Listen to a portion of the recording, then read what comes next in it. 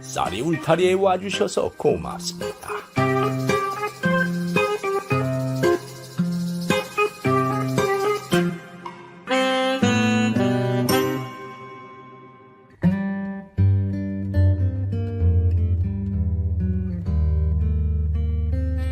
이번 이야기는 씨바지 안악과 정 붙은 양반에 대한 이야기입니다.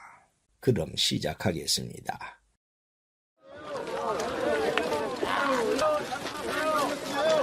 옛날 조선시대 중기였습니다. 경기도의 어느 골장터에 현동이라는 이름을 가진 꼬마 도령이 장터를 구경하고 있었습니다. 도령은 엿장수 앞에서 엿장수가 엿을 파는 것을 보고 가까이 다가갔지요. 자, 싸구려 막 팔아요, 막 팔아. 감자엿, 호박엿, 대추엿, 생강엿, 찹쌀엿, 게엿이고 말만 잘하면 거저도 주니 오시오 오시오. 자, 오시오. 강원도 금강산 12,000봉 바위마다 덕달려를 100일산. 도령은 옅게 생기고 맛있게 생긴 엿을 먹고 싶었지만은 때마침 돈을 갖고 나오지 않아서 엿을 사지 못하고 침만 삼키고 있었습니다. 그때 남루하게 옷을 입은 어떤 안악이 다가와 도령에게 말하는 것이 아닙니까? 아이고, 도련님. 안녕하세요. 누구세요? 소희는 도련님이 아기였을 때 키웠던 유모였어요. 여기서 만날 줄 몰랐네요. 유모? 그러고 보니 어디서 본 것 같은데? 아이고, 도련님이 저의 젖을 먹고 자랐는데 당연하지요. 그런가? 그렇게 해서 안악은 엿을 사서 도령에게 줬고 도령은 맛있게 먹었습니다. 그렇게 둘은 장터를 구경하였고 그러는 동안 도령이 엿을 다 먹었습니다. 유모, 나 엿 다 먹었어. 더 먹고 싶은데. 그래요? 도련님, 저희 집으로 가면 더 맛있는 거 많은데 갈래요? 진짜? 그래, 유모 집으로 어서 가. 예. 그렇게 해서 도령은 안악의 집으로 함께 갔습니다. 안악을 따라간 도령은 그 고을에 살던 박선비 부부의 5대 독자였습니다. 박선비는 벼슬을 하지 않았지만은 선친의 큰 재산을 물려받아서 부자였습니다. 그런데 안악이 도령을 데려가서 해가 넘어가도 집에 들어오지 않았으니 집에 있던 박선비와 부인 추씨는 난리가 났지요. 왜야? 현동이가 없다고? 예, 아까 낮에도 도련님이 마당에 있었는데 저녁 때가 되니까 보이지 않습니다. 너희들은 뭘 했길래 현동이가 없어졌는지도 모른단 말이냐? 아이고, 5대 독자가 사라졌으니 이를 어쩐단 말이냐? 당장 흩어져서 현동이를 찾아와라. 못 찾으면 너희들은 죽은 목숨이야? 예, 알겠습니다요, 마님. 그렇게 해서 모슴들이 밤새 온 고을을 다 돌아다니면서 찾아도 도령은 보이지 않았습니다. 그러자 다음날 박선비는 관아에 알렸고 도졸들이 수사를 한 끝에 단서를 잡고 안악의 집을 찾아가 덮쳤습니다. 그리고 도령과 함께 있던 안악을 체포했지요. 안악은 광에 갇혀서 도령을 부르며 슬피 울었습니다. 도련님. 안악은 윤씨성을 가진 사람이었습니다. 윤씨는 사실 도령을 낳은 친모였지요. 그게 어떻게 된 사연인지 과거로 거슬러 올라갑니다. 박선비는 4대 독자였는데 한양의 세력 있는 집안의 딸 추씨와 혼인을 했습니다. 추씨 부인은 성격이 못되고 사소한 일에도 신경질적이었습니다. 혼인 후 몇 년이 흐르는 동안 아기가 생기지 않다가 어렵게 임신을 했는데 추씨 부인이 하인들에게 못살게 굴고 만사에 신경질을 내니 몸에서 나쁜 기운이 생겨 그 기운이 뱃속의 태아에게 들어가 그만 2번이나 유산을 해버렸습니다. 그렇게 아기가 없는 세월이 10년이 흘렀지요. 그렇게 되자 추씨 부인은 4대 독자 집안에서 아기를 낳지 못하니 어르신들의 눈치를 보고 살아야 해서 괴로움이 이만저만이 아니었습니다. 그래서 국리 끝에 용한 무당을 찾아갔는데 무당이 이렇게 말하는 것이었습니다. 남쪽으로 100리 떨어진 곳에 달래골이라는 동네가 있는데 거기에 사는 윤씨성을 가진 안악을 시바지로 하면 아기를 낳아줄 거라고 하는 것이었습니다. 조선시대에는 부인이 아기를 갖지 못하면 건강한 안악을 데려와 남자와 동침하게 해서 아기를 낳게 하는 일이 흔했습니다. 소위 시바지였지요. 무당으로부터 그 말을 들은 추씨 부인이 달래골에 가보니 정말로 윤씨성을 가진 안악이 살고 있었습니다. 윤씨는 천한 신분이었지만은 20 중반으로 건강한 데다가 2 아들까지 낳은 적도 있어서 아들을 낳아주리라는 믿음이 갔습니다. 그래서 추씨 부인은 윤씨에게 아들만 낳아주면은 쌀 50석을 주겠다고 했습니다. 윤씨는 농부였던 남편이 중병으로 저 세상으로 떠난 후 2 아들을 키우기에는 너무 가난해서 힘들게 살고 있었던지라 추씨 부인이 제의에 동의했습니다. 그리고 2 아들은 이모댁에 당분간 부탁한 후 시바지로 박선비의 집으로 갔지요. 그리고 그날부터 윤씨는 안채의 독립된 방에서 밤마다 박선비와 한 방을 쓰기 시작했습니다. 첫날 밤 방으로 들어온 박선비가 말했습니다. 자네에게 못할 짓이지만 조상에게 면목이 서지 않으니 어쩌겠는가. 이 방법밖에 없었네. 잘 알고 있습니다. 그러면 어서 자리에 드시지요. 그렇게 2 사람은 태기가 생기도록 밤마다 열심히 정을 나누었습니다. 그런데 아무리 목표가 있어서 그랬다지만은 밤마다 몸을 섞었으니 몸의 정뿐 아니라 마음의 정도 듬뿍 생겨버렸지요. 더구나 박선비는 성격이 모질고 앙칼진 추씨 부인과 살다가 소박하고 꾸밈없는 윤씨와 있다 보니 더없이 마음이 푸근하고 편해져서 정이 생기지 않을 수가 없었습니다. 추씨 부인은 2 사람이 동침하는 밤마다 질투로 몸이 떨렸지만 오로지 아들을 낳기 위한 것이라 참고 뒷바라지를 해주었습니다. 그러기를 6달, 드디어 윤씨가 임신을 했고 그로부터 10달 후에 아들을 낳았습니다. 박선비와 추씨는 기뻐했고 윤씨는 젖을 뗄 때까지 아기를 키웠습니다. 그리고 젖을 뗄 때가 되자 박선비와 추씨 부인은 약속한 대로 윤씨에게 쌀 50석을 주며 떠나라고 했습니다. 그러나 떠나기로 한 날 윤씨는 마지막으로 아기를 안아보는데 그만 감정이 북받쳐 오르는 것이었습니다. 아가, 그동안 엄마 젖 먹고 잘 커줘서 고맙다. 이 엄마는 이제 너랑 헤어져야 한대. 내가 떠나도 잘 커야 돼. 알았지? 그런데 도저히 떨어질 수가 없구나. 아가. 윤씨는 막상 떠나려니 그동안 아기를 낳고 젖을 먹인 정이 있어서 떨어질 수가 없는 것이었습니다. 그래서 1 달만 더 있게 해달라고 애원해 보기로 했지요. 그렇게 마음을 먹을 때 추씨 부인과 박선비가 이별을 위해 방으로 들어왔습니다. 이보게, 다 준비되었네. 그러자 윤씨는 추씨 부인에게 사정을 했습니다. 마님, 한 달만 더 있으면 안 될까요? 도저히 못 가겠어요. 아니, 약속한 대로 쌀 50석을 준비했잖느냐?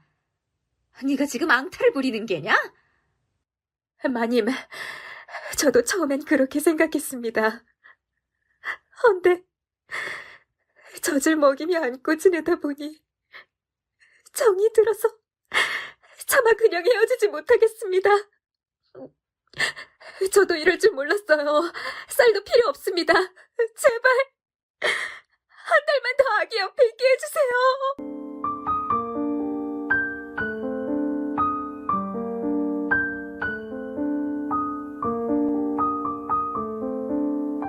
윤 씨는 그렇게 끌려나가다시피 해서 쫓겨났고 머슴들이 쌀 50석을 짊어져서 집에 가져다 주었지만 하나도 눈에 보이지 않았습니다. 그렇게 윤 씨는 혈육의 정을 잊지 못해서 오래오래 울며 세월을 보냈지요. 그 윤 씨는 아기를 잊지 못해 간간히 박선비의 집 근처로 와서 도령이 되어 놀고 있는 것을 훔쳐보곤 했습니다.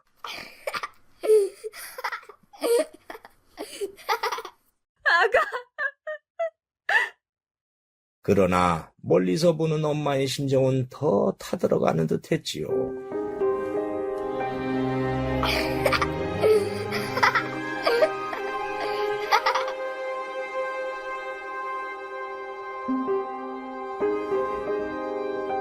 단 며칠만이라도 직접 만든 나물과 밥을 먹으며 같이 있고 싶어서 견딜 수가 없었습니다.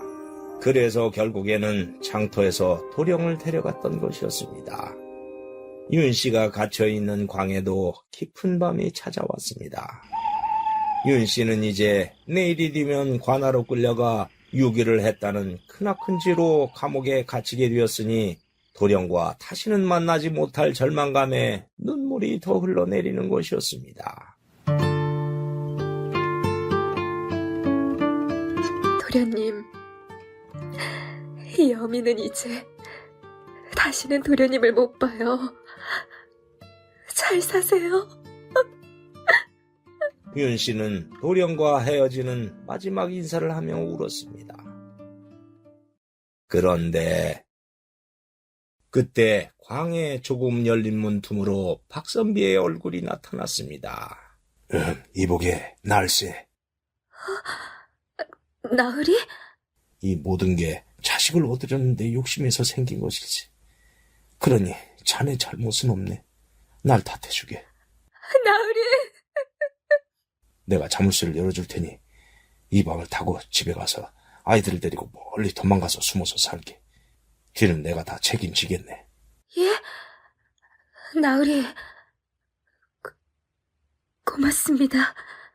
그런데 그때 박선비가 이렇게 말을 하는 것이 아닙니까? 자네에게 하고 싶은 말이 있었네. 하실 말이라니요? 다음 생에서는 부부로 만나세. 그 말에 윤 씨는 눈물이 와르르 쏟아지는 것이었습니다. 나으리, 소인의 마음도 그러했습니다.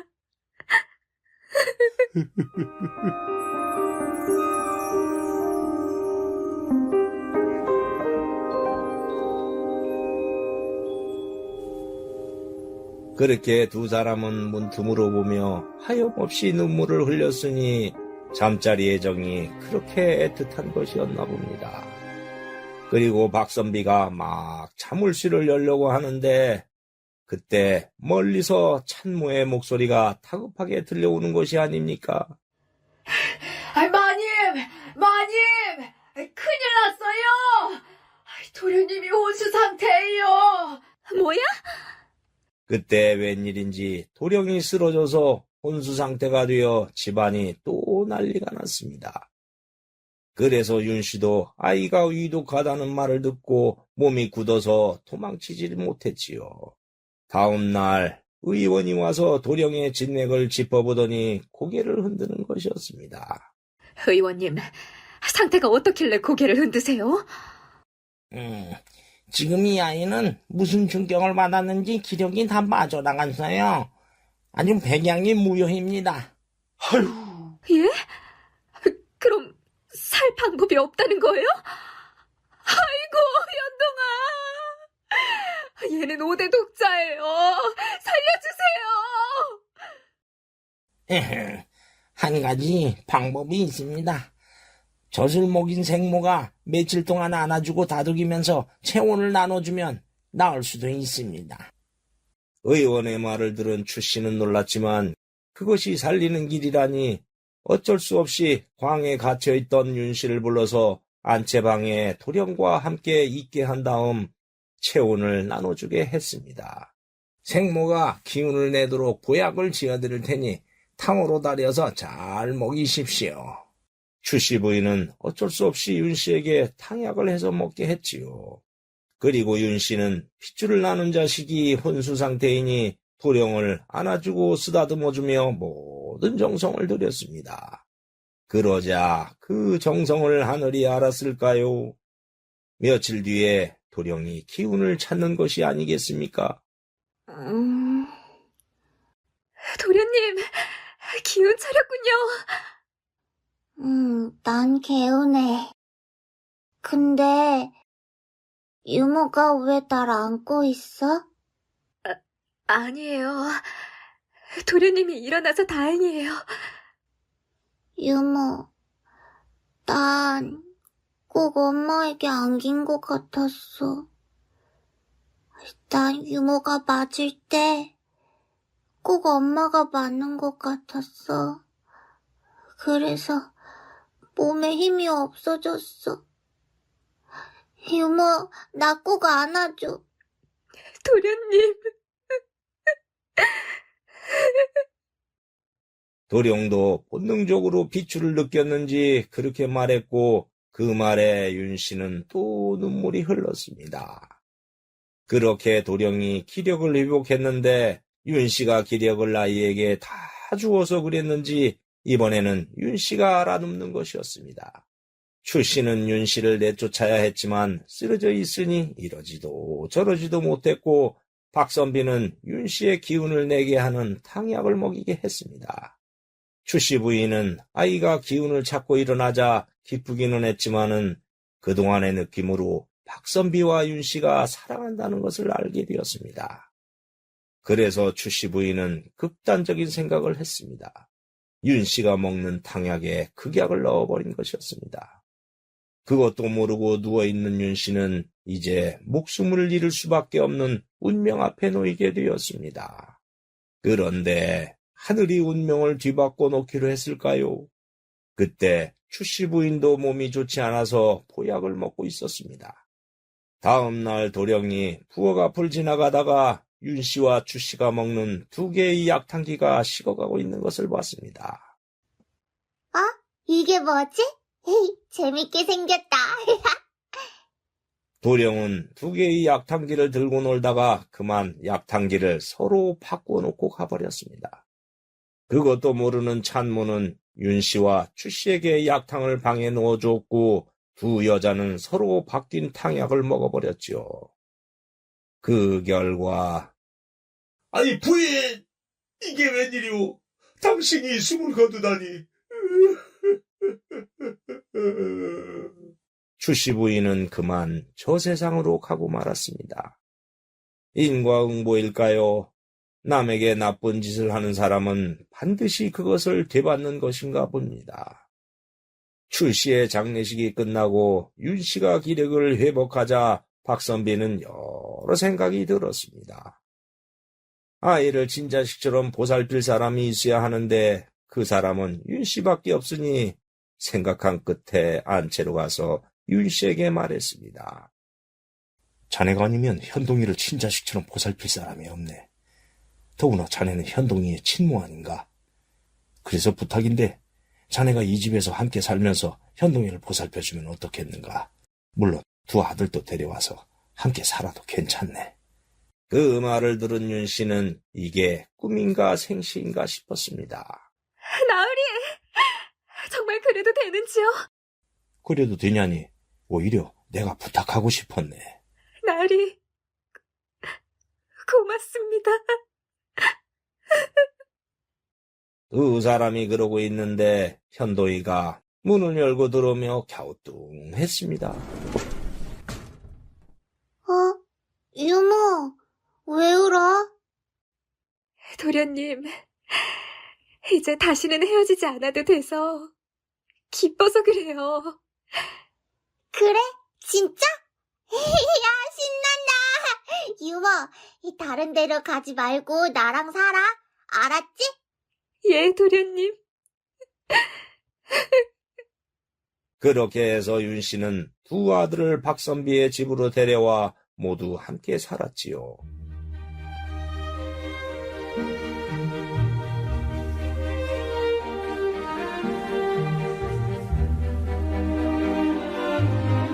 그리고 박선비와 윤 씨도 밤마다 부부의 행사를 치르며 모두 행복하게 살았다고 합니다. 이번 이야기 여기에서 마치겠습니다. 감사합니다. 구독과 좋아요를 누르면 다음에 영상이 새로 만들어졌을 때 먼저 보실 수 있습니다.